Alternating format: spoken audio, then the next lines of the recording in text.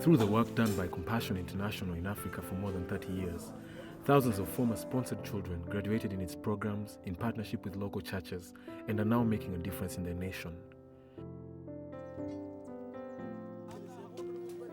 They formed alumni associations to put together their efforts to make something big that can shape the kingdom of God.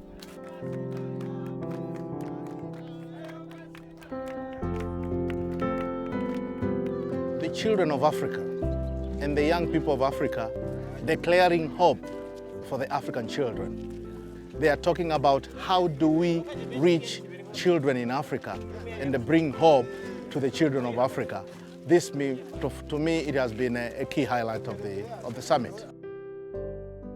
I'm Toy Ditz and I work for Compassion International. The highlight for me is the fellowship and the willingness of each one to share what has been happening in all the countries. Alumni from Africa in the 5 countries, Rwanda, Ethiopia, Tanzania, Uganda, and Kenya, were able to share what the Lord has been doing in each of the alumni associations in their country. One of the greatest things which many countries in Africa needs to learn from Rwanda is about this community work. But basically, it's a community thing that they do together once a month. The last Saturday of every month.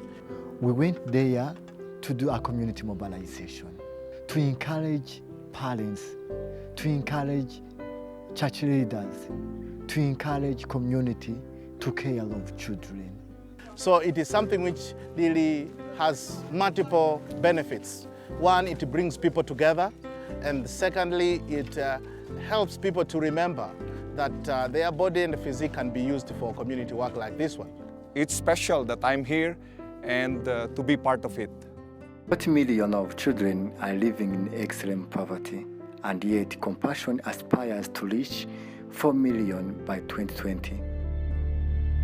So the big question that came in our mind is, what about the rest of them? Who is caring them? Who is nurturing them? Who is discipling them? The World Health Organization has reported that at least every minute there's one kid who is dying of malaria. Fortunately, more of 90% of the disease in childhood are preventable.